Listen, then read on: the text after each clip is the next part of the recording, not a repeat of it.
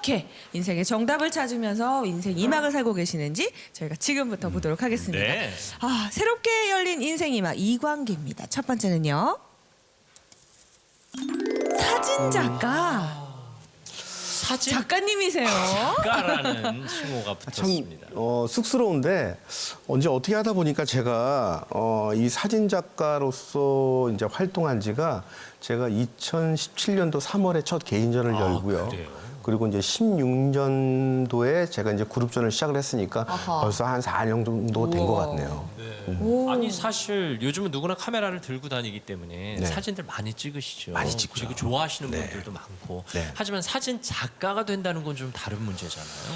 이제 아무래도 그 요즘 저의 그 사진 작업을 제가 이제 말씀드리자면은 사실 사진은 정말 요즘에 카메라가 너무 좋아서요. 네. 누구나 찍어도 핸드폰도 너무 좋지 않습니까? 대중화돼 있다고 볼수 있는데. 근데 저는 이제 한 2010년도에 제가 이제 사진을 찍기 시작했죠. 네, 이제 봉사 활동을 시작을 해서 그러다가 어떤 계기가 돼서 제가 어떤 그 평론가 선생님께서 한번 개인전을 열면 어떨까. 그래서 2017년도 제가 3월달에 첫 개인전을 준비합니다. 네. 그래서 지금 뭐 사진에 보시는 작품처럼 지금 보이고 있는. 네, 저게 이제 그 막간이라는 그 전시 제목인데요. 어떻게 보면 저 사진을 통해서 나에 대한 얘기를 좀 하고 싶었었어요.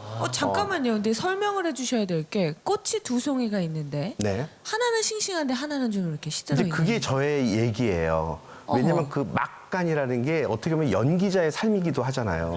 막과 막 사이고 그리고 무대 위에서 삶과 무대 뒤에서의 나의 모습. 어떻게 보면 저의 양면의 모습일 수도 있고요. 그리고 뭐 삶과 죽음의 얘기, 그리고 뭐 상처와 치유의 얘기.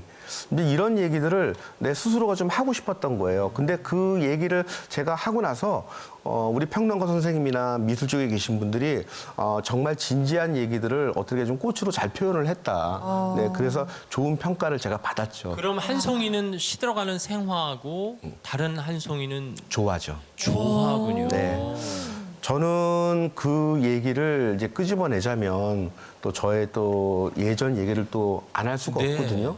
근데 사실 이런 얘기를 꼭 좀 하고 싶지는 않지만 저에게는 뭐 여러분들 잘 아시겠지만 저의 아픈 그 가족사가 좀 있습니다. 네, 그러다 보니까 항상 제가 저를 표현할 때 꽃으로 저를 표현을 했었어요. 네. 그리고 제가 그 계기를 통해서 이제 신앙을 갖게 됐고 그리고 저의 기도가 나올 때마다 어떤 얘기를 했었냐면 과연 제가 다시 예전처럼 아름다운 꽃으로 필 수 있을까요? 우리 가족이 다 시들어가는데 이 시들어갔던 꽃들이 다시 우리 아름답게 펼칠 수 있을까요? 항상 그 물음표였었어요. 그러다 보니까 이 사진을 작업을 하면서 그럼 내 삶이 꽃이었구나. 근데 꽃을 보니까 생화는 결국은 아름답지만 생명이 있고 시들어가고 있어요. 소멸돼 가지만. 하지만 조화는 아름답지만 생명이 없는 거잖아요. 그렇네요. 예. 그걸 보면서 광기야, 너는 생명은 있지만 저렇게 시들어가는 꽃이야. 하지만 저 꽃은 씨앗을 남겨. 하지만 저 조화는 아름답지만 저것은 생명이 없어. 너는 어떤 걸 선택할래? 내 스스로는 내 삶을 봤을 때는 저 생화였던 거예요. 근데 그 생화는 내가 시들고 초라해지고 잎이 떨어져 나갔지만 결국은 봄이 되면 또 아름다운 새싹이 돋고 네. 또 꽃을 피우잖아요. 또 다른 소생하고. 꽃을. 예. 예. 이제 그 내 얘기도 하면서 한편으로는 많은 분들에게 이제 질문을 던져주고 싶었죠. 당신의 삶은 저 조화의 삶을 원하십니까? 아니면 생화의 삶을 원하십니까? 특히 요즘에 많은 SNS를 통해서 오프라인 삶과 온라인 삶을 살아가는 현대인들에 대한 어떤 질문을 던져주고 싶었던 주제였죠. 어쩌면 현대인들은 성공을 쫓으면서 그냥 늘 한결같은 조화 같은 삶을 살고자 하지만 거기엔 네. 생명이 없을 수도 있다는 그렇죠. 얘기군요. 네. 아니 그야말로 인생의 철학을 담은 사진 작품인데요. 아니 이제 그것들이요 결국은 내 주변에 이제 어떤 사람들이 함께 하느냐가 참 중요한 것 같아요. 네. 예. 제가 이제 그런 아픔이 있고 나서 사실 제가 신앙을 갖고 주변에 좋은 신앙인들과 함께 또 신앙을 갖고 있는 동료들과 함께 있었던 것들이 어떻게 보면 많은 긍정적인 생각을 할 수 있었고요. 그리고 중요한 거는 또 내가 또 어디를 바라보느냐. 이제 그러면서 예전의 내 모습이 아닌 좀 다른 모습으로 내가 변해 나가는 게 내 스스로가 어떨 때는 어색했어요. 네, 되게 어색했거든요.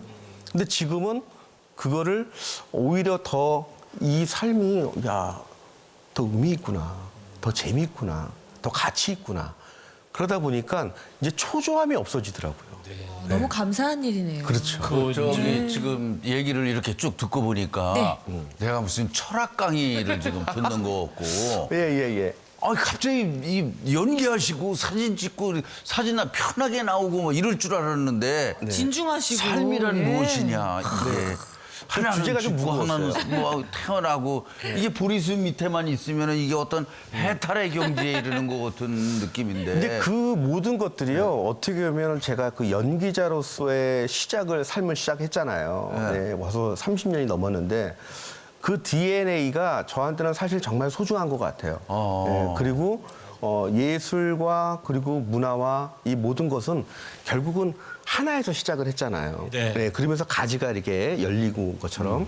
그래서 저는 내 주변에 좋은 영향력이 있는 사람들, 뭐 잘 나가는 사람이 중요한 게 아니라 얼마만큼 건강한 생각을 하는 사람들과 내가 함께 호흡하고 함께 얘기하고 했던 그 시간들이 저한테는 큰 자양분이 됐고요. 그리고 저에게 다시 꽃을 피울 수 있는 어떤 동기부여를 해줄 수 있는 주변에 동료들이 많았던 게 저는 항상 감사하게 생각하고 있죠. 앞서 말씀하신 대로 이제 아픈 가족사라는 말로 말씀을 아끼셨지만 뭐 금쪽 같은 아드님을 갑자기 떠나 보내야 했던 그 아픔을 누가 짐작이나 하겠습니까? 앞서 그 이후에 이제 봉사활동이라는 표현을 쓰셨어요. 그 구체적인 그 봉사활동의 사건을 좀 네. 설명해 주시면. 어딜 다녀오셨다고? 제가 이제 그 IT를 다녀왔어요. 이제 IT를 갔다 왔는데 지진 피해가 예, 크시니까. 이제 그때가 이제 2010년도 1월 12일 날 IT에 대지진이 일어났습니다. 네. 한 진도 한 7.0. 이제 그때만 해도 저도 이제 아파할 때고 힘들어할 때인데 제가 힘들어하는 상황에서 그 지진 나는 상황과 그리고 그 지진 때문에 아파하는 순간들을 같이 이렇게 아픔을 못 나누겠더라고요. 네. 너무 힘들겠더라고요. 근데 어떠한 계기가 돼서 우리 아이의 그 보험금을 제가 IT에 이제 기부를 하게 되죠. 아유. 네. 이제 그 기부한 것을 또 이제 언론 매체를 통해서 나가다 보니까 네. 또 이 KBS 사랑의 리퀘스트로 그 시절에? 네, 그 시절에 네, 그 담당 PD님이 이제 전화가 오셔서 저한테 한번 IT를 위한 특별 모금 생방송을 준비 중인데 함께 가면 정말 그 모금 방송에 큰 도움이 될 것 같습니다. 그래서 제가 간다는 말을 못 하겠는 거예요. 너무 힘드니까. 그래서 아니, 거절은 해야 되겠고, 야, 근데 그 지혜로운 그 해법을 또 주시더라고. 아, 네. 그러면 제가 한번 갈지 말지를 한번 기도해 볼게요. 아, 그렇게 답변하셨고. 그렇게 한 거예요. 근데 그리고 딱 끊고 나서 야, 이거는 종교를 떠나서 이 기도해 볼까라는 말은 정말 거절할 수 있는 최고의 아름다운 방법이구나. 지혜로운 거절 방법이다. 지혜로운 거죠. 뭐 어떻게 좀 출연 좀 해주시겠어요? 막 제가 한번 기도해 보겠습니다. 그럼 어떻게 할 거야? 상대방들이. 그냥 어차피 기다려야 되는 기다려야 거고. 되는데. 예. 근데 던져놨는데 마음의 반은 거의 거절이었죠. 본인은 솔직히. 근데 정말 기도를 하게끔 하더라고요. 예. 근데 그러면서 자꾸 마음이 IT를 향하게 하는 거예요. 이제 그러면서 제가 이제 IT를 가게 된 거죠. 네. 그럼 가셨던 모습을 저희가 좀.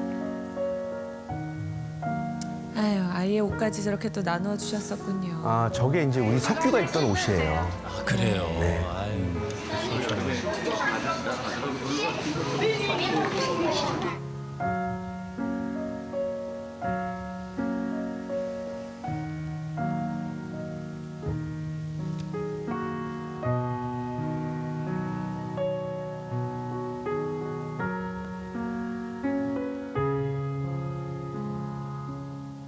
네. 저희는 어느덧 10년이라고 표현을 하지만 글쎄요, 아들을 먼저 보낸 아빠 입장에서 그 10년은 얼마나 긴 시간이었을까 싶은데 사실 저 경험도 그렇고 그 아픔도 그렇고 결국 삶이 바뀌었다 뭐 이런 표현을 해도 될까요? 저는 어떻게 보면 어떻게 보면 저는 그 2010년 그 우리 아이가 이제 이렇게 우리 가족들 떠나가 난 후부터 저는 어떻게 보면 그 아이가 저에게 남겨준 가장 아름다운 선물이 아닐까.